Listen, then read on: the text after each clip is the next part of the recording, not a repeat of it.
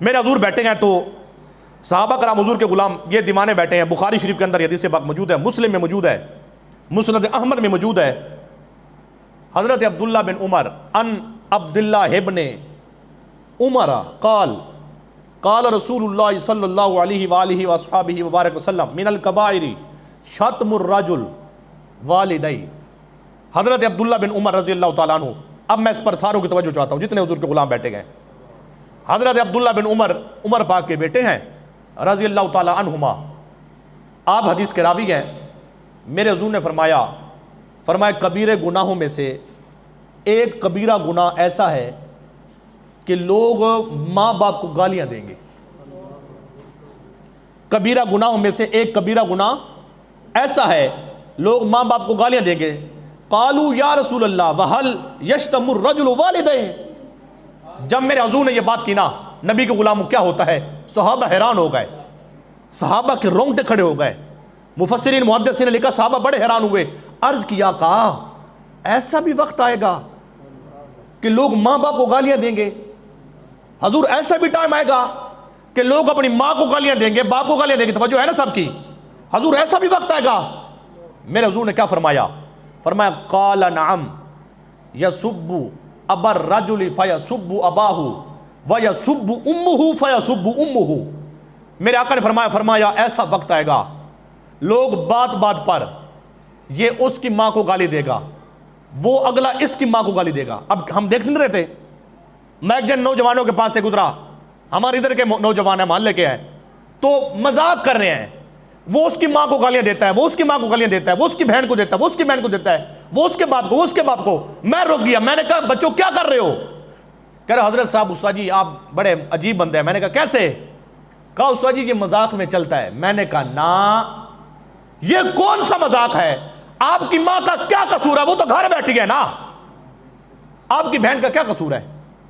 آپ کی ماں کا کیا قصور ہے؟ توجہ کہ نہیں ہے؟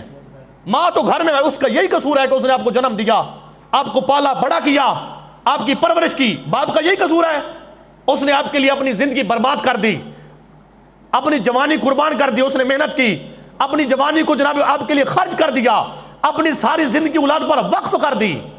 میں نے کہا کہنا استاد جی مذاق میں چلتا ہے. میں نے کہا نا, یہ کوئی مذاق نہیں ہے. میرے حضور فرماتے ہیں یسب ابا الرجل فیسب اباہ ویسب امہ فیسب امہ. فرمایا دیکھیے توجہ, فرمایا اگر میں کسی کی ماں کو گالی دوں گا نا, اگلا میری ماں کو گالی دے گا. سبب کون بنا؟ سبب کون بنا؟ میں بنا نا. آپ اگر کسی کے باپ کو گالیاں دیتے ہیں, اگلا آپ کے باپ کو گالیاں دے, سبب کون بنا؟ آپ بنے ہیں نا. تو اس میں باپ کا کوئی قصور نہیں ہے, ماں کا کوئی قصور نہیں ہے, بہن کا بیٹی کا کوئی قصور نہیں ہے. یہ میری شریعت محمدی کا, میرے حضور فرماتے ہیں یہ شریعت محمدی کا مزاج نہیں ہے. ماں کی بھی خدمت کر, باپ کی بھی خدمت کر. اگر چاہتا ہے مدینے والا نبی راضی ہو, خدا راضی ہو جائے, عبادت قبول ہو, نماز حج زکات ساری باتیں قبول ہو, میرے حضور فرماتے ہیں ماں باپ کو راضی کر, ان کی خدمت کر. جب یہ راضی ہوں گے نا, ساری عبادتیں بھی قبول ہیں, مدینے والا نبی بھی خوش ہے, خدا بھی اس پر خوش ہو جائے گا.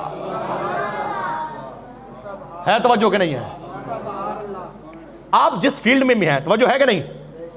توجہ, آپ جس فیلڈ میں ہیں, آپ تجارت کرتے ہیں, آپ دکانداری کرتے ہیں, آپ دفتر میں ہیں, آپ جہاں پر بھی ہیں, آپ کے ساتھی ہیں, آپ کے ساتھ نوجوان ہیں, تو کیا یہی مذاق ہے؟ ایسا بھی ہوتا ہے کہ معاشرے میں نہیں ہوتا.